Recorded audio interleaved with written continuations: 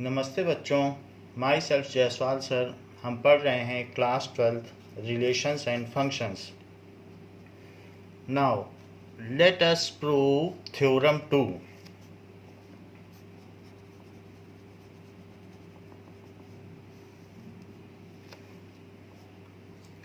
Theorem 2 says let f is from x to y and g is from y to z be two invertible function. Two invertible functions.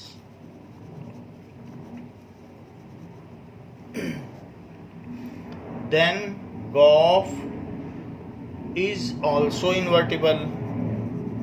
Then GOF is also invertible with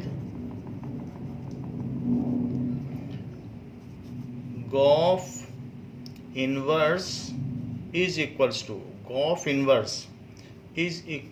to F inverse O G inverse. इस चीज़ को हमने last class में एक example के through देखा था, जो कि एग्जाम्पल 27 है। अब इसी चीज़ को हम एज ए थ्योरम देखना चाहते हैं कि it is true in general. So ये बताना है कि जी और एफ दोनों ही इन्वर्टिबल हैं, तो गॉफ भी इन्वर्टिबल होगा। यानी उनका जो कंपोजिट फंक्शन बनाएंगे वो भी 1 1 एंड ऑन 2 होगा, बाइजेक्टिव होगा और इन्वर्टिबल होगा। उसमें भी लौटा जा सकता है। ये चीज़ है, इट इज़ ऑल्सो इन्वर्टिबल। और जो उसका इन्वर्स होगा वो ये होगा। ये हम प्रूव करना चाहते हैं। जबकि एफ और जी दो इंडिविजुअल मशीन्स हैं, दो इंडिविजुअल फंक्शंस हैं, वो दोनों इन्वर्टिबल हैं, तो उनका कंपोजिट भी इन्वर्टिबल होगा। Proof to show GOF is invertible, it is sufficient to show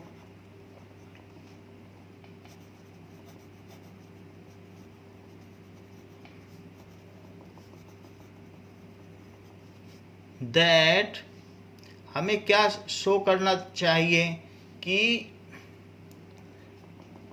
GOF inverse, जैसे ये चीज़ हम शो कर दें कि जो गॉफ है और उसका जो इन्वर्स है, भाई जो इन्वर्स है वो आपने क्या बताया, यही तो प्रूव करना चाहते हैं। तो एफ इन्वर्स ओ जी इन्वर्स, क्योंकि किसी भी चीज़ को अपने इन्वर्स के साथ ऑपरेट करने पर या कपल करने पर या उन दोनों मशीनों को जोड़ देने पर आइडेंटिटी फंक्शन आ जाता है। अगर मैं ये शो कर दूं अच्छा, तो ये हम शो कर दें कि ऐसा होगा, और दूसरा ये यहाँ से उठाना शुरू करेगा, तो गॉफ इनवर्स कहाँ से उठाना शुरू करेगा, जब देखो पहले सबसे पहले एलिमेंट जी में जाएगा, जी इनवर्स में, तो जी से यहाँ पर y टू z जाता है, तो g इनवर्स में z से y जाएगा, तो इसको i z शो कर दें। और इसी तरीके से f inverse o g inverse, क्योंकि हम मान रहे हैं कि गॉफ का इनवर्स यही हमें प्रूव करना है, तो अगर हम ये प्रूव कर दें कि गॉफ के साथ इन दोनों को कपल करने पर ये आइडेंटिटी फंक्शन आता है। अच्छा, इसमें चीज़ें f से शुरू होंगी जाना, तो ये डोमेन ऑफ एफ से एलिमेंट उठाएगा जो कि x है, तो ये x इतना अगर हम शो कर दें तो बात बन जाएगी। फिर ये दिख जाएगा कि इसका इन्वर्स यही है, बोथ वे आइडेंटिटी फंक्शन आ रहा है, इसलिए इन्वर्स यही है। तो ये हमें करना होगा। तो चलो इसको शुरू करते हैं। नाउ तो पहले वाला आप देखिए कि Gauff F inverse O G inverse, तो इसको क्या लिखा जा सकता है, ये एसोसिएटिव लॉ इसमें लागू होता है। तो जी ओ हम चाहें तो आपस में किन्हीं भी दो चीज़ों को बाइनरी ऑपरेशन से ऑपरेट कर सकते हैं। हमने इन दोनों को ऑपरेट कर लिया, बाकी सब चीज़ों को लिखा रहने दिया। और एफ का इन्वर्स तो एफ इन्वर्स होता ही है, तो जी ओ इससे तो एक आइडेंटिटी फंक्शन आ जाएगा, और ओ जी इन्वर्स। अब आई के साथ किसी को भी ऑपरेट करोगे तो कुछ फर्क नहीं पड़ेगा, आइडेंटिटी फंक्शन एक ओपन फंक्शन है, जो डालोगे वही निकलेगा। तो ऐसी मशीन का कोई ख़ास फर्क नहीं है, आप किसी से भी कपल कर लें तो प्रोडक्ट में कुछ फर्क नहीं ला पाएगी। तो ये जी ओ जी इन्वर्स ही हो जाएगा, और जी ओ जी इन्वर्स आई हो जाएगा, तो ये आई जेड लिखते हैं। तो इस तरीके से हमने शो कर लिया कि गॉफ का इसके साथ कपलिंग करने पर आइडेंटिटी फंक्शन आता है। अब इसका शफलिंग करके रिवर्स कर रहे हैं। F inverse O G inverse and GOF is equals to, फिर से वही काम करें, इन दोनों को एक साथ कर लें। F inverse O G inverse O F. तो इन दोनों का आपस में कोई भी इन्वर्स और वही फंक्शन आइडेंटिटी फंक्शन बनेगा। सो एफ इनवर्स ओ आई ओ एफ। तो अब अगर आप चाहे इसके साथ इसको करें या इसके साथ इसको करें, तो चूंकि बाइनरी ऑपरेशन है तो मैं एक के साथ कर लेता हूँ ये। तो जो भी चीज़ आई है यहाँ पर भी आप किसी एक के साथ कर लें, तो इसके साथ आप इसे कर लें तो जी आ जाएगा, यहाँ पर भी इसी के साथ कर लें, और फिर ओ एफ। तो उससे कुछ फ़र्क नहीं पड़ेगा, आइडेंटिटी फंक्शन कुछ चेंज नहीं कर सकता किसी को, क्योंकि उसमें जो डालो वही निकलता है। तो इससे क्या आ गया, आई एलिमेंट कहाँ से उठाया था, डोमेन ऑफ एफ से, तो ये आई एक्स आ गया। तो हमने देख लिया बोथ वे, इसको इसके साथ ऑपरेट करने पे आइडेंटिटी आती है और उल्टा करने पे भी आइडेंटिटी आती है। तो ये चीज़ इसका इन्वर्स है। सो इसलिए इट प्रूव्स दैट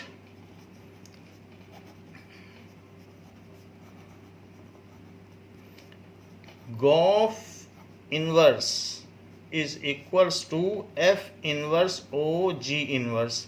ये फार्मूला बड़े काम का है, ये थ्योरम बड़े काम की है, थ्योरम नंबर 2। तो अगर कोई भी कंपोजिट फंक्शन का इन्वर्स निकालना है तो उनको शफलिंग कर लो और दोनों पे इन्वर्स लगा लो। तो ऐसे आपको करना चाहिए।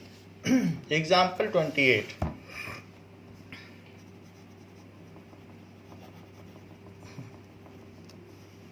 Now let S be 1 2 3, determine whether the function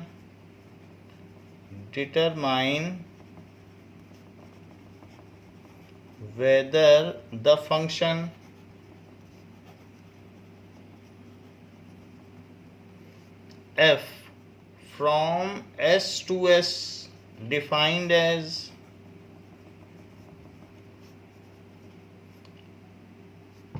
below has have inverse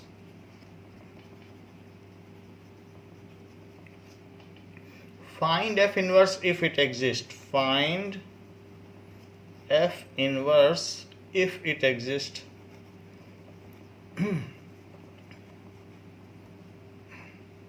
ऐसे है। सो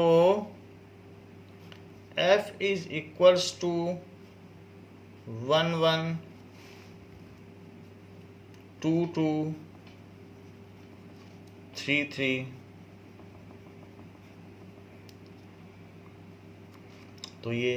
तो हम ये देख रहे हैं कि ये फर्स्ट है, वैसे ए बी सी पार्ट है, एक एक करके देखते हैं। तो इसका सोल्यूशन देखिए कि as the function is 1 1 and onto, आप देख लें कि S2S है, S2S। तो सभी की प्री इमेजेस भी हमको, सबकी प्री इमेजेस मिल रही सबकी, तो और साथ में 1 1 भी है। So S function is 1 1 and onto, S से S पर है। 1 2 3 1 2 3। तो ये फंक्शन बाइजेक्टिव है एस से S. As function is bijective, so it is invertible, it is invertible,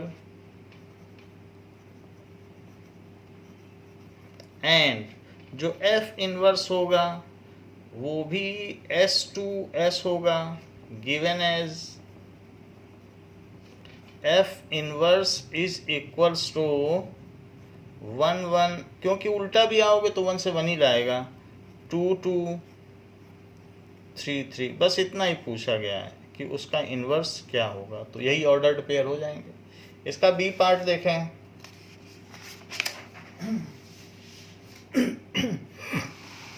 now B part में कहा गया है, सेकंड पार्ट में, या बी लिखा है बुक में तो बी पार्ट में। सो एफ इज इक्वल्स टू 1 2 2 1 3 1, ऐसा फंक्शन है। यानी 1 2 3 तो है, ये भी 1 2 3 है, क्योंकि S से S मैप्ड है, तो ये भी S और ये भी S। 1 को वो 2 से प्रतिचित्रित करता है, यानी मैपिंग करता है, 2 को 1 से मैपिंग करता है और 3 को भी 1 से कर देता है। So the function is many 1 and not on 2। न तो 1 1 है ना ऑन 2 है, कुछ भी नहीं है। The function is many 1 and not on 2, तो उल्टा लौटने की कोई संभावना ही नहीं है। उल्टा वापस आते समय तो ये फंक्शन भी नहीं है, क्योंकि 3 डालोगे अगर मशीन में तो कचरा फंस जाएगा। और 1 से वापस कैसे आओगे? क्या 2 इमेजेस लेके आओगे? तो किसी प्री इमेज की तो वापसी में फंक्शन नहीं है। 1 से 2 प्रोडक्ट नहीं निकल सकते कि आप आटा डालो तो कभी वो पूड़ी दे दे, कभी पराठा दे दे, तो वापसी में फंक्शन ही नहीं है। यूनिक इमेजेस होनी चाहिए। सो इन्वर्स इसका एग्जिस्ट नहीं करता। एफ के अंडर में उधर तो जा सकते हैं, लेकिन वापस एफ इन्वर्स से नहीं आ सकते। सो it is not bijective, hence not invertible, not invertible, इसलिए ये इन्वर्टिबल नहीं है। सी पार्ट क्या कहता है? सी पार्ट कहता है कि f एक ऐसा फंक्शन है 1 3 3 2 और 2 1। नाउ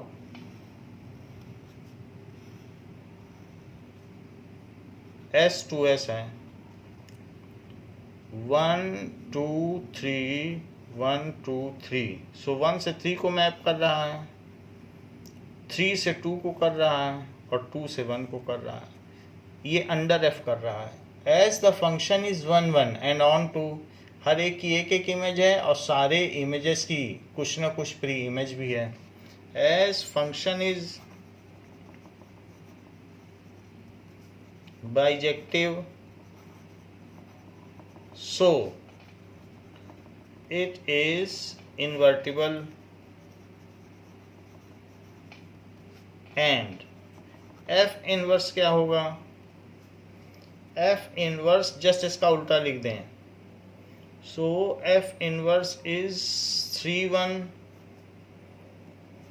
3 2 3 1 2 3। जस्ट उल्टा लिखना है, 3 1 2 3। सो 2 3 3 1 2 3 एंड साथ में 1 2, ये हो गया। नाउ 1.3 एक्सरसाइज हमने आपको करा दी है। अब हम बढ़ते हैं मिसलीनियस एग्जाम्पल्स की ओर। क्योंकि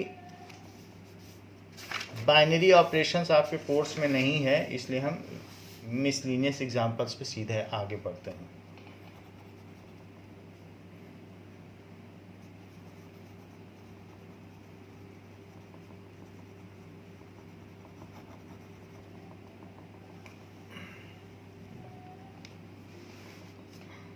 now example 41,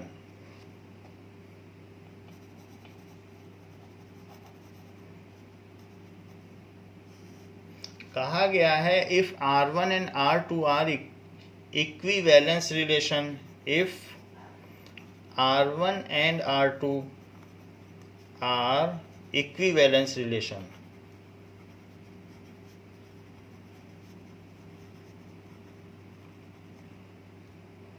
in a set A, so that R1 intersection R2 is also equivalence relation, so that R1 intersection R2 is also an equivalence relation.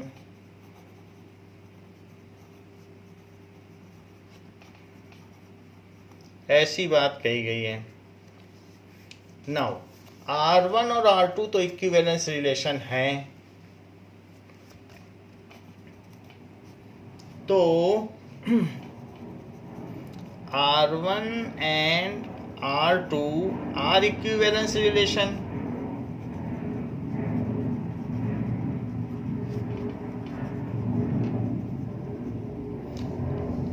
तो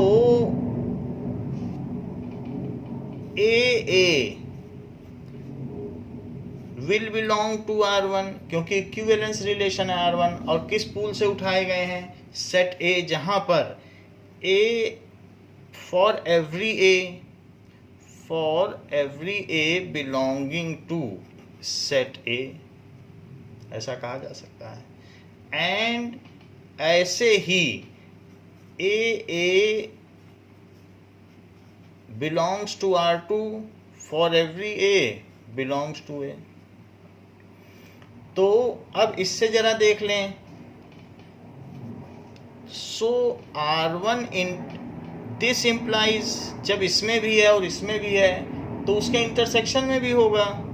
सो AA belongs to R1 intersection R2. भाई जो चीज़ दो set में हो तो common element तो उनके intersection में हो ही सकते हैं. For every A belonging to A, for every A belonging to A. तो इस तरीके से हेंस ये जो R1 इंटरसेक्शन R2 है वो रिफ्लेक्सिव हो गया. सो R1 intersection R2 is reflexive.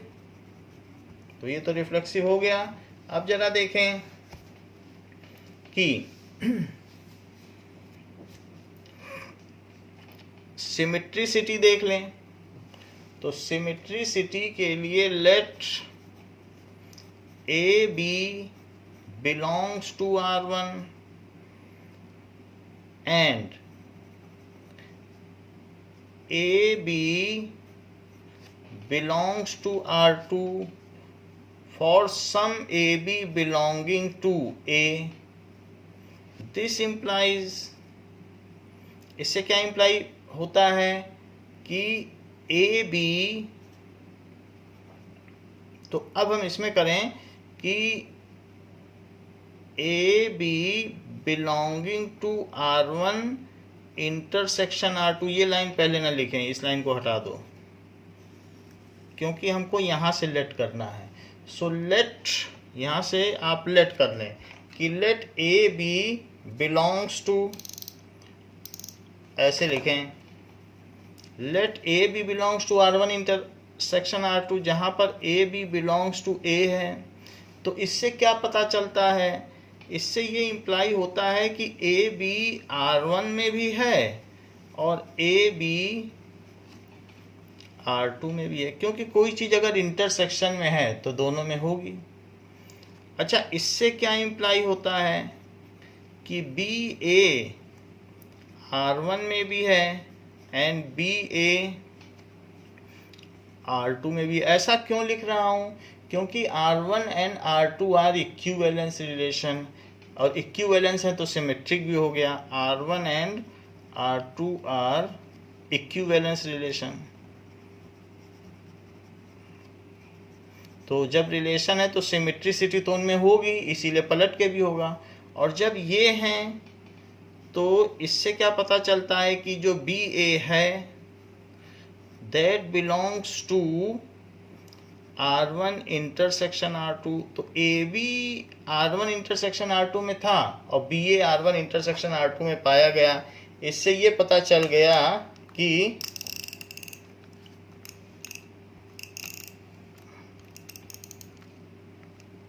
Now इससे ये बात पता चल गई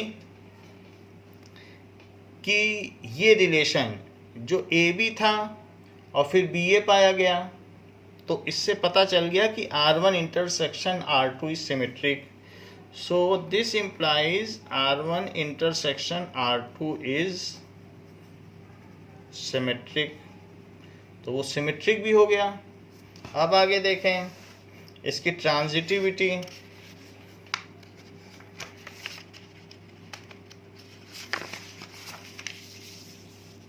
now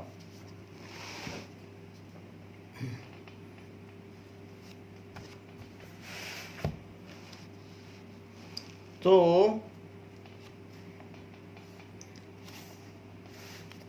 let AB belongs to R1 intersection R2 and BC belongs to R1 intersection R2 for ABC belongs to A. So AB belongs to this, इससे क्या imply होता है कि AB and BC both belongs to R1, क्योंकि जो चीज intersection में है तो अलग अलग भी दोनों में होगी। And AB BC both also belongs to R2।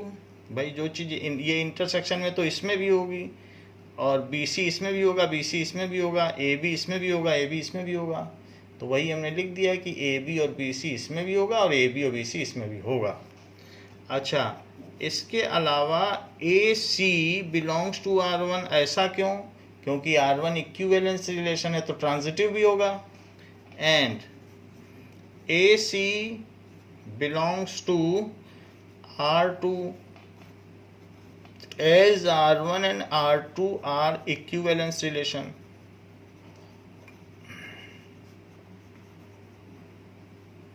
तो इसलिए अब जो चीज दोनों में है वो उनके इंटरसेक्शन में भी होगी। तो AC belongs to R1 intersection R2। भाई दोनों में है तो इंटरसेक्शन में पाई गई। तो अब हमने देख लिया AB और BC को इंटरसेक्शन में लेने से AC भी इंटरसेक्शन में पाया गया। सो R1 intersection R2 is transitive. ये ट्रांजिटिव हो गया। इससे क्या इंप्लाई होता है? As R1 intersection R2 is reflexive, symmetric and transitive,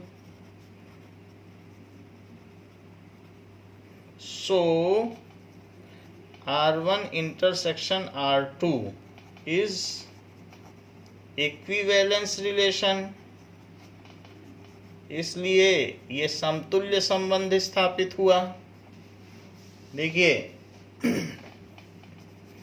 example 42 कहता है let R be a relation on the set A of ordered pairs, on the set A of ordered pair of positive integers, of positive integers defined by, किस तरीके से defined है? XY belongs to, defined by XY। so x y R uv, xy is related to uv if and only if and only if xv is equals to yu, so that R is an equivalence relation, so that R is an equivalence relation.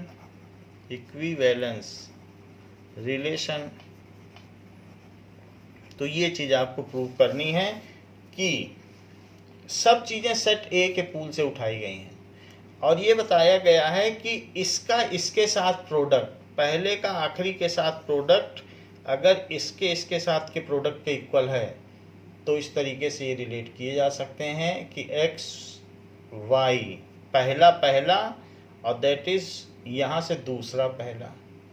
तो ये चीज तो that we have to prove. अब जरा देखें कि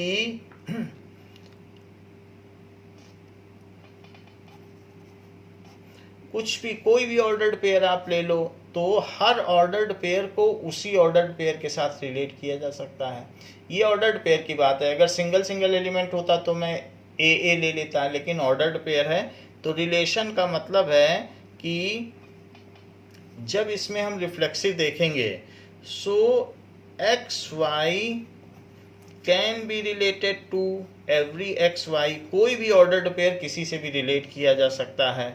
for every xy belongs to A, for every xy belongs to A, और जहाँ पर xy ऑर्डर्ड पेयर है वो A क्रॉस A का हो जाएगा।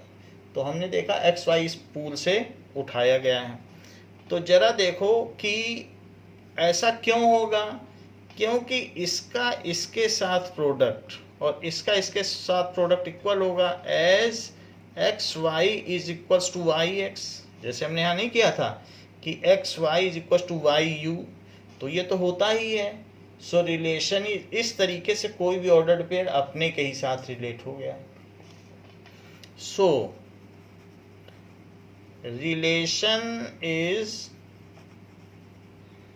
रिफ्लेक्सिव, इसलिए रिलेशन क्या हो गया, रिफ्लेक्सिव हो गया। अब अगली बात आइए कि लेट एक्स वाई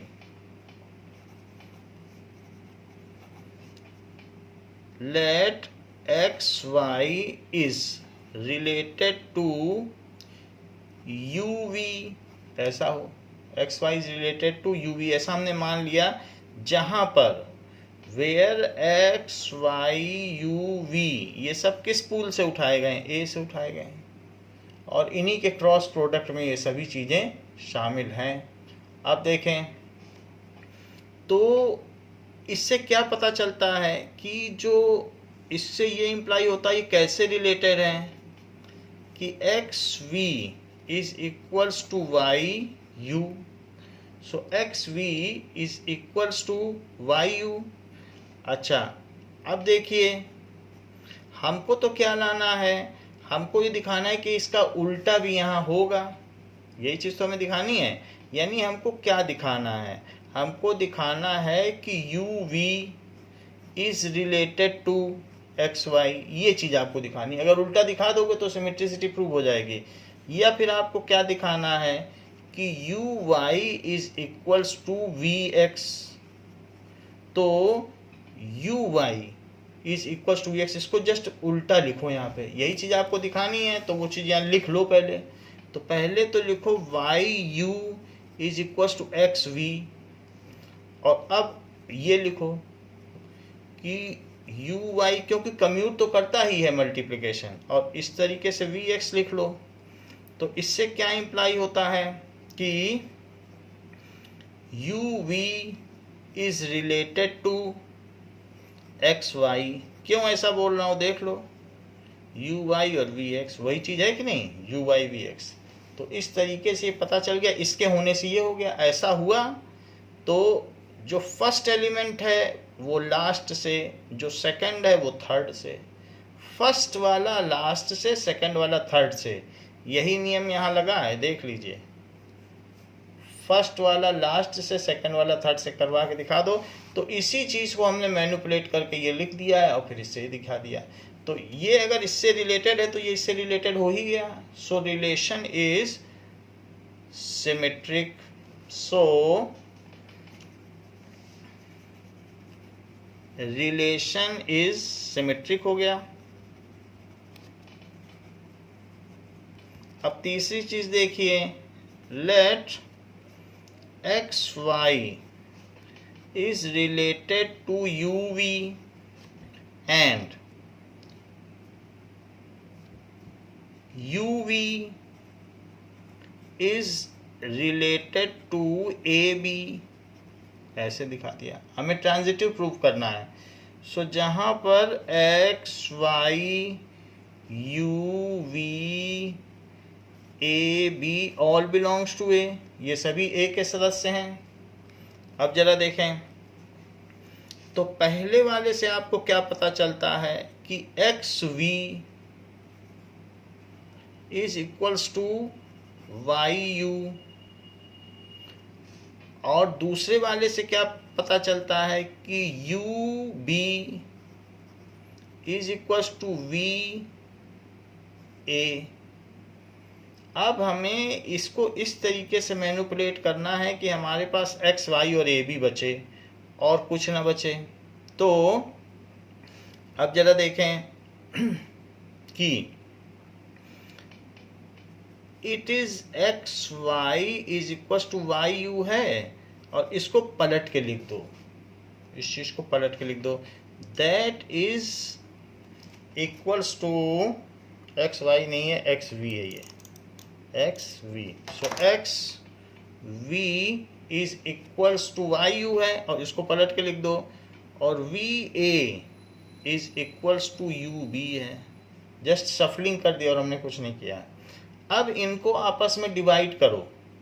तो जब डिवाइड करोगे तो एक्स वी को किससे डिवाइड करोगे? एक्स वी को डिवाइड करोगे वी ए से। और बताओ वाई यू को किससे डिवाइड करोगे? वाई यू को डिवाइड करोगे यू बी से। तो यू से यू कट गया और वी से वी। हमको भी इसको तो बाईपास करना था ना, ये बीच वाले को, तभी तो ट्रांजिट करेगा। तो हमने सारे यू वी हटा ही दिए, तो हट गए। तो अब आपके पास क्या बचा? इससे बचा कि ये देखिए कि x by a is equals to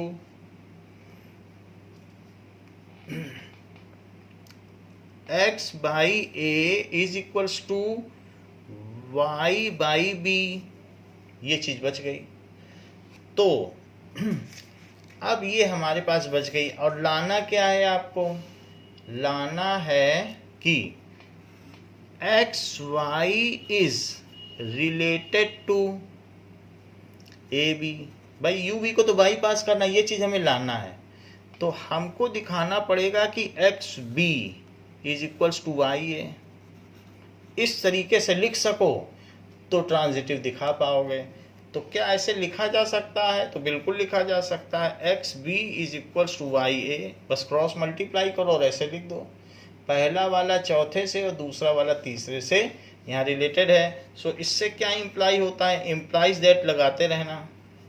तो इससे पता चलता है कि x y is related to that is x B is equal to y. दूसरा वाला so x b x y. तो यहाँ पर आप दिखा दें चौथे से। तो यहाँ पे आप देख लो, इसको आप क्या लिख सकते हो? ए बी, ये वही चीज है। X B is equal to Y A. So इससे क्या प्रूव हो गया? एक्स बी ये इससे रिलेट है कि नहीं? और ये y है, तो हमारे पास वो चीज आ गई और u v बाईपास हो गया. So relation is transitive. As relation is reflexive, symmetric and transitive,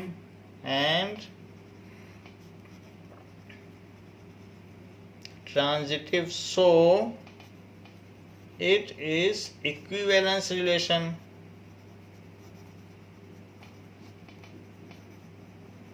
इसलिए ये एक इक्विवेलेंस रिलेशन हुआ जो कि हम प्रूव करना चाहते थे. अब जरा देखें कि एग्जाम्पल 43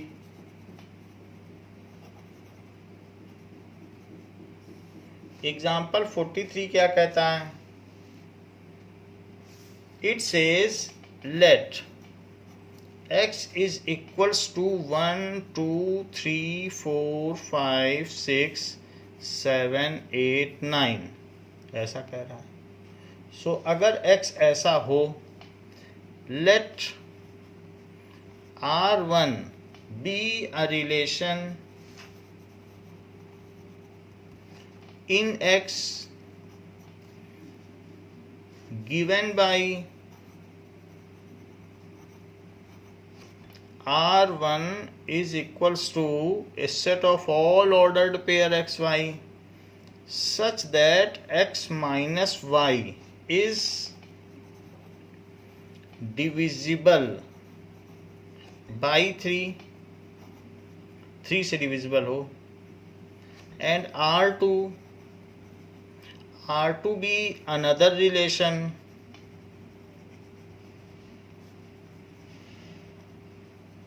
R2 एक दूसरा रिलेशन है ऑन x, उसी x पे है, given by R2 is a set of all ordered pair xy such that xy, जहाँ पर xy is subset of 1 4 7, so xy is a subset of 1 4 7 ऐसा है, और xy is subset of, or xy is subset of 2 4 2 5 8, और xy is subset of 3 6 9 ऐसा कह रहा है. यहाँ पे बंद है. तो ये जो चीज़ है xy इस सबसेट ऑफ ये यहाँ पर दूसरा वाला नहीं है, बस ये. तो या तो इसका सबसेट है या इसका सबसेट है या इसका सबसेट है, और फिर ब्रैकेट बंद है. ये यहाँ से यहाँ तक ब्रैकेट है. so that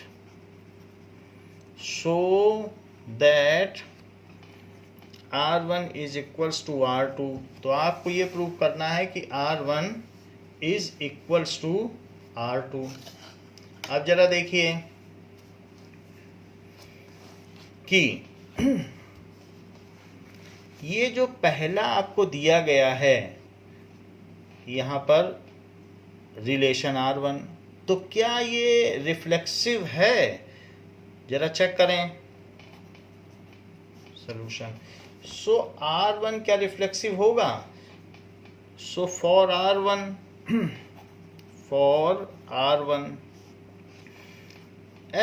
x belongs to R1 for every x belonging to x. हर एक x. ऐसा क्यों? as x minus x is equals to 0 is divisible by 3. क्योंकि कोई भी नंबर का जो खुद से डिफरेंस है वो डिविजिबल बाई 3 है, इसलिए ये रिफ्लेक्सिव है. So reflexive. अच्छा अब जरा देखो let x y belongs to R1, जहां पर x y belongs to x है, तो this implies x minus y is divisible by, ये किससे डिविजिबल है? इट इज डिविजिबल बाई 3, क्योंकि इसका सदस्य तभी बन पाया है, अगर ये 3 से डिविजिबल ना होता तो क्यों सदस्य बनता है? क्योंकि हमारा जो क्लॉज है R1 का वो यही है कि यदि डिविजिबल होगा तो ही इसका सदस्य होगा। तो था, ये हम इससे कंक्लूड कर सकते हैं कि यदि सदस्य है तो डिविजिबल है। इससे आगे तो y minus x is also divisible by 3। फिर इससे आगे Y x belongs to R1, इससे ये पता चलता है कि वाई एक्स भी बिलोंग्स टू R1 है। और इससे क्या पता चलता है? सो R1 इज सिमेट्रिक, तो R1 सिमेट्रिक हो गया। अच्छा, तीसरी चीज देखें, let x y y z belongs to R1, यदि ये दोनों R1 को बिलोंग करते हैं, जहां पर x y z belongs to x है, तो इसका मतलब है कि x minus y is equal to 3m, ये 3 से डिविजिबल है, 3 इसका फैक्टर है, और y minus z is equal to 3n, जहां पर m और n कोई इंटीजर होंगे। तो इससे क्या पता चलता है? भाई दोनों R1 के सदस्य हैं तो उनका डिफरेंस डिविजिबल होगा, ये ऑब्वियस है। इनको जोड़ दो, x minus y plus y minus z, और उधर भी जोड़ दो, तो y से y कट गया और x माइनस जेड, तो x minus z is equals to 3m plus n, जहां m प्लस n भी z का सदस्य होगा, क्लोजर लॉ से दो इंटीजर है तो उनका सम भी वो होगा। तो इस तरीके से x minus z is divisible by 3, so x minus z is divisible by 3। जरा देखें,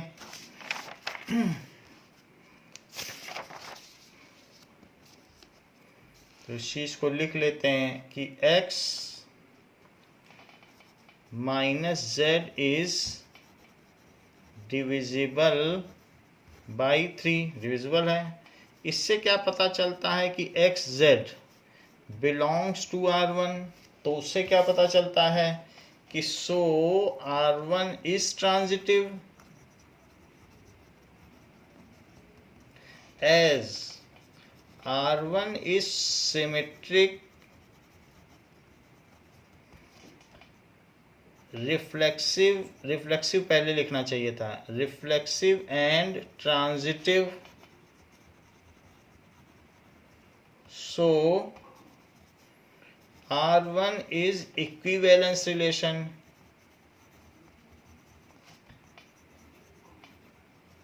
ये चीज हो गई, इक्विवेलेंस रिलेशन है।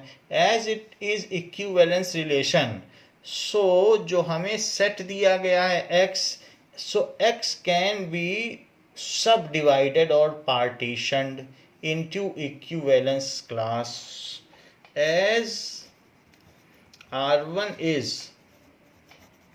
Equivalence relation, so set x can be partitioned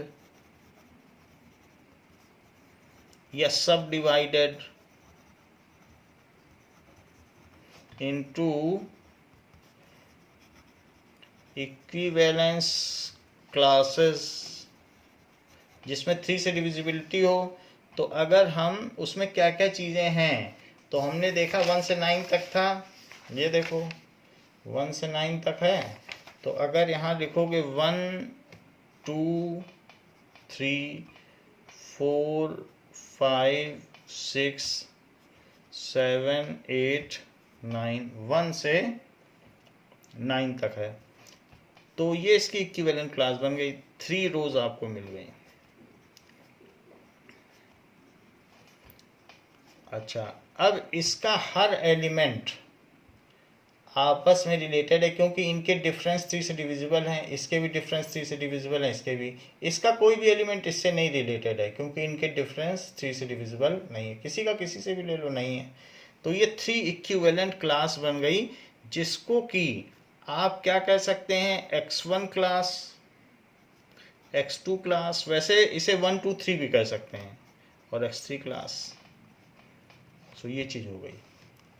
now तो जबकि ये बात हो गई, so it can be written from above. Here x1, x2 and x3 are equivalent classes. Equivalent classes. ठीक है। Element of each class is related to other elements of that class. Element of each class is related to other element of that class.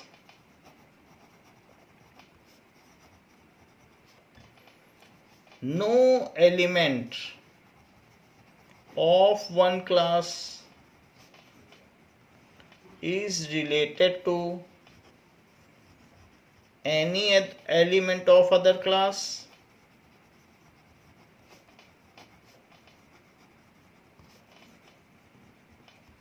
So x1 union x2 union x3 is equals to x. इनका union x हो गया, और they are pairwise disjoint. x1 intersection x2 is equals to x2 intersection x3 is equals to x1 intersection x3 is disjoint phi. तो ये phi भी है।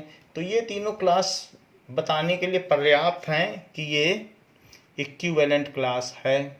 ये चीज़ बताने के लिए पर्याप्त है। अच्छा, ये चीज़ हो गई। सो इस तरीके से हम ये कह सकते हैं, so R1 can be expressed as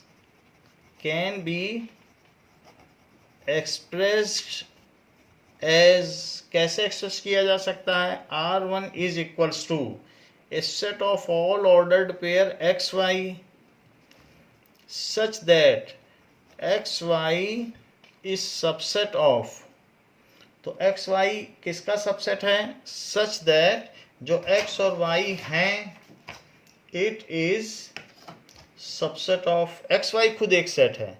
सो इसको आप कर्ली ब्रैकेट में लिखो कि xy इज सबसेट ऑफ, या तो वो 147 का होगा, 147 का सबसेट होगा, उसी में से ले लो तो अपने आप रिलेटेड हो जाएंगे, और xy इज सबसेट ऑफ 258 और xy इज सबसेट ऑफ 369, ये होगा, which is same as R2। तो इस तरीके से इस ब्रैकेट को बंद करो, which is same as R2, क्योंकि यही R2 दिया है बुक में। So R1 is equals to R2, so R1 is equals to R2, hence proved. तो इस तरीके से हमने प्रूविंग कर दी। बुक में दूसरा मेथड दिया है, बुक में R1 को R2 का सबसेट दिखाया गया है और R2 को R1 का सबसेट दिखाया गया है। चाहे तो आप वैसे भी कर सकते हो, बट हमने आपको इजियर मेथड बताया है और इसमें फुल मार्क्स हैं, तो हम प्रेफर कराएंगे आपसे कि इसी मेथड से करो।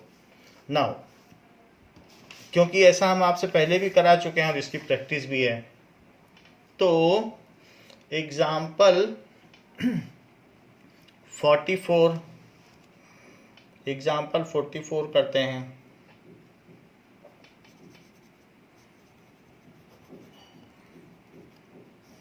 कहा गया है कि late f is from x to y be a function? ये एक फंक्शन है. Define a relation R in X. Define a relation R in X given by R is equals to a set of all ordered pair AB such that FA is equals to FB. ऐसा दिया गया है. ये examine if R is an equivalence relation. Examine if R is an equivalence relation.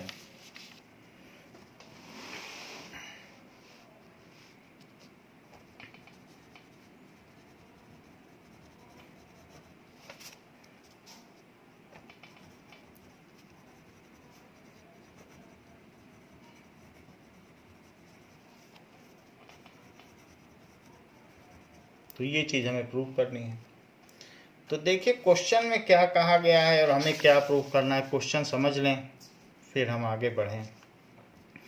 वो कह रहा है कि अगर FA FB के इक्वल हुआ तो वो दोनों एलिमेंट रिलेटेड होंगे. तो हम चेक कर लें. ये बहुत आसान सवाल है. अगर FA FB के इक्वल हुआ तो वो R में हो जाएंगे और जो भी एलिमेंट्स उठाए गए हैं वो X पूल से उठाए गए हैं. So solution. Now AA belongs to R. AA belongs to R. क्यों belongs to R? For every A belonging to X, क्योंकि उठाए गए हैं R in X. X से X में रिलेटेड है. As ऐसा मैं क्यों कह रहा हूं? क्योंकि FA सदैव FA के इक्वल होगा. क्योंकि मशीन में वही एलिमेंट डालोगे तो वही प्रोडक्ट निकलेगा. तो इक्वल होगा ही. So relation is reflexive. इसलिए रिलेशन कैसा हो गया? रिफ्लेक्सिव हो गया. जरा आगे देखें कि let a b belongs to R. जहां पर ए बी एक्स सेट के सदस्य हैं तो इससे ये इम्प्लाई होता है कि जरूर FA FB के इक्वल रहा होगा तभी तो AB R के एलिमेंट बन सके. तो इससे ये इम्प्लाई होता है कि फिर FB भी FA के इक्वल होगा. जब FA FB के इक्वल है तो FB FA के इक्वल हो गया. और इससे इम्प्लाई होता है कि BA भी सदस्य होगा R का, क्योंकि इक्वलिटी का रिलेशन है. सो इससे ये इम्प्लाई होता है सो R इज सिमेट्रिक. तो यह संबंध एक सममित संबंध हुआ. अब तीसरी बात, इसकी ट्रांजिटिविटी भी देख लें. So let a b c belongs to R. जहां पर a b c belongs to x है. इससे इम्प्लाई होता है कि FA is equals to FB and FB is equals to FC दूसरे सेट से, दूसरे ऑर्डर्ड पेयर से. तो इससे ये इम्प्लाई होता है कि FA FB के इक्वल और FB FC के इक्वल है. तो क्यों ना FA FC के इक्वल हो जाए. So FA is equals to FC. और इससे इम्प्लाई होता है कि AC भी R का सदस्य हुआ. तो जब AC R का सदस्य हुआ सो R इज ट्रांजिटिव. तो ये ट्रांजिट भी कर गया R. As R is reflexive, symmetric and transitive. And transitive. So R is equivalence relation.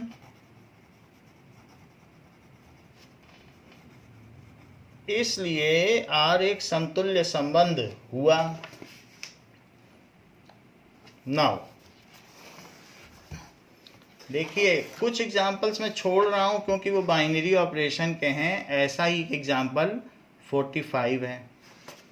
अब हम आते हैं एग्जाम्पल 46 में।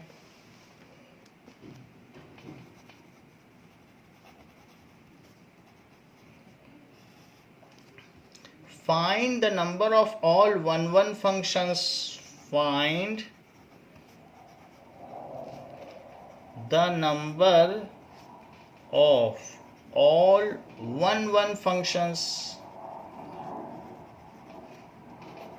फंक्शन के बारे में पूछा गया है। Function from set A is equals to 1, 2, 3 to itself. So अब देखो 1, 2, 3 से 1, 2, 3 और 1, 2, 3 तो दोनों ही A हैं। 3 लेटर्स 3 एनवेलप में कितनी तरीके से डाले जा सकते हैं? फैक्टोरियल 3 तरीके से। तो 3 एलिमेंट 3 जगहों पर, ये 3 जगहें समझ लो, में कितनी जगह से रखे जा सकते हैं? तो फैक्टोरियल 3 वे से। 3 आदमी 3 कुर्सियों पर कितनी तरीके से बैठा ले जा सकते हैं? तो फैक्टोरियल 3 वे से। तो ये एक तरीके का अरेंजमेंट है। So as 3 elements can be related to 3 other elements with factorial 3 ways, so there are total 6 1-1 relation as 3 elements of domain can be distinctly related to 3 elements of codomain in factorial 3 ways. So there are 6 1-1 relation. So there are 6 1-1 जो 6 1-1 function हुए। 6 तरीके से किया जा सकता है, क्योंकि उनको वैसे बैठाया जा सकता है तो 6 तरीके से वो फंक्शन हो गया। आप इसे देख लें कि किस तरीके से 6 1-1 फंक्शन हुए। जैसे कि मान लो 1 2 3 1 2 3। पहला तरीका तो है कि सीधा इनमें संबंध स्थापित कर दीजिए। अच्छा, एक और तरीका भी हो सकता है 1 2 3 1 2 3। दूसरा तरीका है कि क्रॉस में कर लें।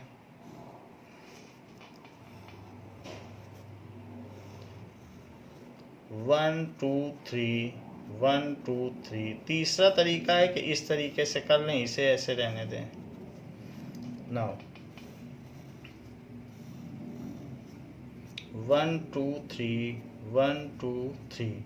एक ये भी तरीका बनता है कि इसको इससे कर लें, इसको इससे कर लें, इसको ऐसे ही रहने दें। 1 2 3 1 2 3। एक ये बनता है कि इसको इससे कर लें, एक इसको कर लें और एक इससे कर लें। 1 2 3 1 2 3। एक ये भी बनता है कि इसको इससे कर लें, इसको इससे कर लें और इसको इससे कर लें। तो इस तरीके से there are 6 1-1 relations. So there are 6 types of 1-1 relation. ये लिखना नहीं है, आपको समझाने के लिए क्या क्या फंक्शंस,